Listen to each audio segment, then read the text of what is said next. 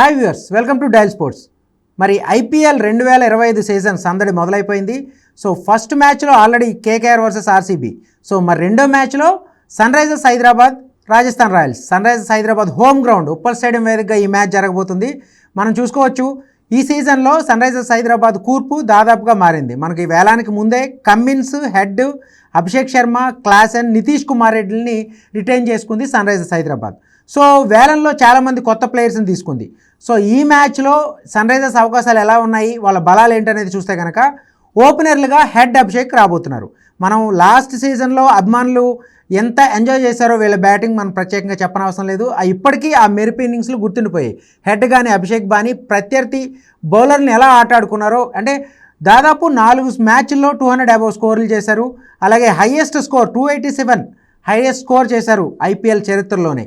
ఇది ఒక విధంగా ఆ మ్యాచ్కి కాదు, ఆ టోర్నమెంట్కే సన్ రైజర్స్ బ్యాటింగ్తో ఊపు వచ్చిందనే చెప్పుకోవాలి. సో హెడ్ అభిషేక్ ఎటువంటి విధ్వంసకర ఇన్నింగ్స్లు ఆడారు. వాళ్ళు క్రీజులోకి వస్తున్నారంటే బౌలర్లు హడిలిపోయారని చెప్పాలి. అది గ్రౌండ్, హోమ్ గ్రౌండ్ అనే కాదు, అటు కోల్కతాలో ఆడినా, ఇటు బెంగళూరులో ఆడినా, అటు ముంబైలో ఆడినా కంప్లీట్గా ప్రతి మ్యాచ్లో కూడా కేవలం 200+ స్కోర్ చేయాలనే ఒక ఉద్దేశంతోనే ఆడినట్టు మనకి స్పష్టంగా కనిపించింది. ఇక ఇప్పుడు వీళ్ళిద్దరికీ తోడుగా మరి ఇషాన్ కిషాన్ లాంటి ఒక హిట్టర్ని కూడా తీసుకున్నారు. 3వ స్థానంలో ఇషాన్ కిషాన్ బరిలోకి దిగే అవకాశం ఉంది. ఇక 4వ స్థానంలో క్లాసెన్, 5వ స్థానంలో నితీష్ రెడ్డి ఆడబోతున్నారు. క్లాసెన్ కూడా ఫినిషర్గా మనకి, అంటే ఒక విధ్వంసకర ఏదైతే ఊపు ఇచ్చారో ఫస్ట్ అభిషేక్ శర్మ హెడ్కి, వాళ్ళని కంటిన్యూ చేసింది క్లాసెనే లాస్ట్ సీజన్లో. సో ఈ సీజన్లో కూడా క్లాసెన్ మీద చాలా అంచనాలు ఉన్నాయి. అలాగే నితీష్ కుమార్ రెడ్డి ఆల్రౌండర్గా ఐపీఎల్తో వెలుగులోకి వచ్చిన నితీష్ కుమార్ రెడ్డి తర్వాత నేషనల్ టీంలోకి సెలెక్ట్ అయ్యాడు. టీమిండియా తరఫున కూడా అద్భుతంగా రాణించాడు అన్ని ఫార్మేట్లలో, అయితే T20 టెస్టుల్లో. సో మళ్ళీ ఐపీఎల్లో నితీష్ కుమార్ రెడ్డి మీద అందరి ఫోకస్ ఉంది. ఎందుకంటే ఆల్రౌండర్గా పూర్తి స్థాయిలో తనని తాను నిరూపించుకోవడానికి మరొక చక్కని అవకాశంగా చెప్పుకోవచ్చు. లాస్ట్ సీజన్లో కీలక ఇన్నింగ్స్లు ఆడాడు నితీష్ కుమార్ రెడ్డి. సో అతన్ని అందుకే రిటైన్ చేసుకుంది సన్ రైజర్స్ హైదరాబాద్.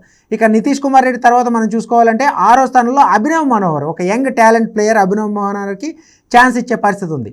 ఇక సన్ రైజర్స్ బౌలింగ్ అటాక్ చూసుకుంటే మనం ఈసారి కూర్పు మారిందనే చెప్పాలి.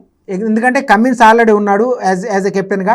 ఇక షమీ, హర్షల్ పటేల్ కీలకంగా కాబోతున్నారు పేస్ అటాక్లో. మనం షమీ బౌలింగ్ని మనం రీసెంట్గా ఛాంపియన్స్ ట్రోఫీలో చూసాం. అంతకుముందు కూడా అతను వరల్డ్ కప్ 2023 వరల్డ్ కప్ తర్వాత దాదాపు 1.5 ఇయర్ తర్వాత మళ్ళీ గ్రౌండ్లోకి అడుగుపెట్టారు సర్జరీ తర్వాత. కానీ ఛాంపియన్స్ ట్రోఫీలో తను నిలకడగా రాణించాడు. సో అతని ఎక్స్పీరియన్స్ ఖచ్చితంగా సన్ రైజర్స్కి మేజర్ బూస్ట్గానే చెప్పాలి.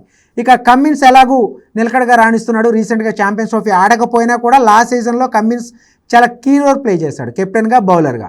ఇక హర్షల్ పటేల్ లాస్ట్ టైం సీజన్లో లీడింగ్ వికెట్ టేకర్గా ఉన్నాడు హర్షల్ పటేల్. అతను కూడా ఈ సీజన్లో సన్ రైజర్స్కి అడ్వాంటేజ్గానే చెప్పాలి.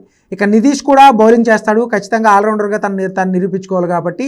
ఇక స్పిన్ అటాక్లో ఆడమ్ జంపాకి ఛాన్స్ ఇస్తారా, రాహుల్ చహార్ని ఆడిస్తారా అనేది చూడాలి. ఎందుకంటే ఆడమ్ జంపాని చాలా 10 కోట్లు పెట్టి వాళ్ళు కొనుగోలు చేశారు. రాహుల్ చహార్ కూడా ఒక మంచి పిక్ అనే చెప్పుకోవాలి. మరి వీళ్ళిద్దరిలో ఒకరిని ఆడిస్తారు. ఒకవేళ చహార్ని ఆడించుకుంటే మాత్రం మరో పేసర్గా జయదేవ్ ఉనాద్కట్కు ఉండే అవకాశం ఉంటుంది తుది జట్టులో. ఎందుకంటే ఉనాద్కట్ అంతకుముందు సీజన్లో పర్వాలేదు అనిపించాడు. సో అతనికి కూడా ఒక మంచి ఆపర్చునిటీ.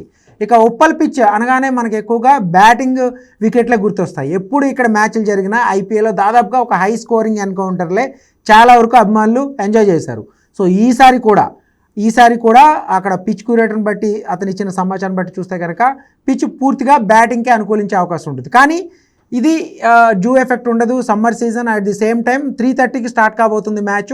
సో కొత్త రూల్స్ ఏదైతే ఉన్నాయో, కొత్త బంతిని 11 అవర్స్ తర్వాత ఒక కొత్త బంతిని తీసుకునే ఆప్షన్ కూడా ఉంటుంది. సో అది ఈ మ్యాచ్లో పెద్ద అవకాశం లేకపోవచ్చు. ఎందుకంటే సెకండ్ ఇన్నింగ్స్లోనే జూ ఫ్యాక్టర్ ఉంటుంది కాబట్టి రెగ్యులర్గా. సో అటువంటి పిచ్ మీద సో ఉప్పల్లో ఎక్కువగా హై స్కోరింగ్ వికెట్స్ ఉంటాయి. ఖచ్చితంగా ఈ మ్యాచ్ ఒక హోరాహోరీ పోరుగానే చెప్పాలి. రాజస్థాన్ రాయల్స్ని కూడా మనం తేలిగ్గా తీసుకునే పరిస్థితి లేదు.